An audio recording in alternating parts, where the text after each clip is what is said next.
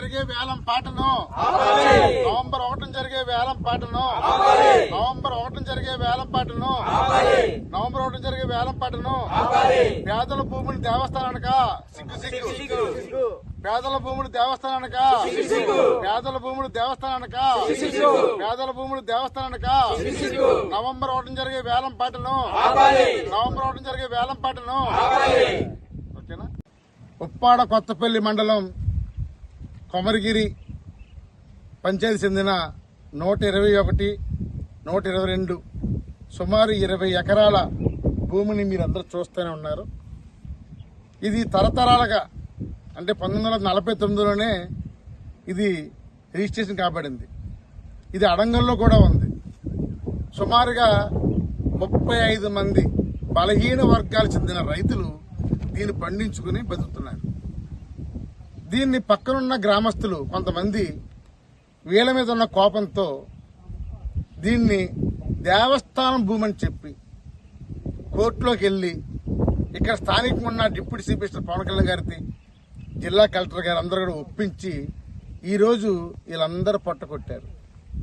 ఈరోజు మీరు చూస్తే 3 రోజుల క్రితం ఈ ఎండోమెంట్ డిపార్ట్మెంట్ వచ్చి పోలీసులతో వచ్చేసి జెండాలు పదిచేసి వీళ్ళతో షెడ్లు ఇవన్నీ కూడా పీకి చేసి ఈ రైతులందరినీ బయట పంపించేశారు. ఎక్కడైనా దేవస్థానం భూముల్ని పేదలకు ఇవ్వడం చూసాం, లేదా రైతులు ఆక్రమణ చూసాం. ఇక్కడ విచిత్రంగా కనపడిన దేవుడి కోసం కనిపించే మనుషుల్ని, రైతుల్ని నాశనం చేసే ప్రక్రియ చేపట్టారు. దేవస్థానం భూమికి చాలా నిధులు ఉంటాయి, చాలా మంది ఉంటారు. కానీ వీళ్ళు తెల్లారితే బతకాలి. ఎలా బతకాలి?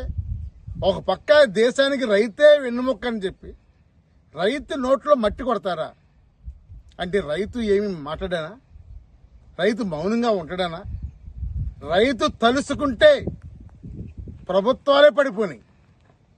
నరేంద్ర మోడీ లాంటికే రైతు జలక్కిచ్చాడు.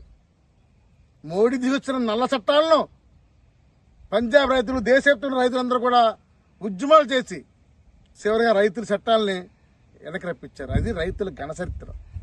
అందుకనే స్పీడ్గా ఎండోమెంట్ దేవస్థానం వారు నవంబర్ 1వ తారీఖు నాడు వేలంపాట పెట్టారు. ఈ వేలంపాట తీవ్రంగా వ్యతిరేకిస్తాం. ఈ వేలంపాటని అడ్డుకోవటం ఖచ్చితంగా ఈ కాకినాడ జిల్లాలో ఉన్న అన్ని రాజకీయ పార్టీలు, అన్ని ప్రజా సంఘాలు, అన్ని సామాజిక సంఘాలు అందరూ వచ్చి అడ్డుకోవాలి. బలహీన వర్గాల రైతులు, చిన్న రైతులు, పేద రైతులు, ఇలాంటి రైతుల్లో కూడా ఊరుకుంటామా? నవంబర్ 1 జరిగే వేలంపాటను అడ్డుకుంటాం. అదేవిధంగా 2 రోజుల్లో ఈ బోర్డు తీయకపోతే మేమే బోర్డు తీస్తాము. ఇది అన్యాయం. ఇది అందుకని జిల్లా కలెక్టర్ గారు ఒకసారి ఆలోచించండి. రాష్ట్రంలోనే పవర్ఫుల్ గా ఉన్న పవన్ కళ్యాణ్ గారు తప్పు చేస్తే ప్రశ్నించే పవన్ కళ్యాణ్ గారు, అలాంటిది మరి ఇంత అన్యాయం జరుగుతుంటే ఆయన సొంత నియోజకవర్గం అయి ఉండి ఇది చూడలేదు, ఆయనకు తెల్లలేదు అనుకుంటా. కావాలంటే కొంతమంది జనసేన నాయకులు, ఇక్కడ ఇన్ఛార్జ్ నాయకులు ఆయన తప్పు పట్టచ్చు.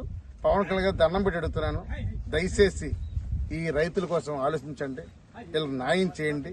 ఇది మేము విజయవాడలో కలుస్తాం, ఇక్కడ కలుస్తాము. తప్పనిసరిగా ఈ పేద రైతులకు న్యాయం చేయాలని కోరుతున్నాం. తాటిపాక మధు, సిపిఐ రాష్ట్ర కార్యదర్శి.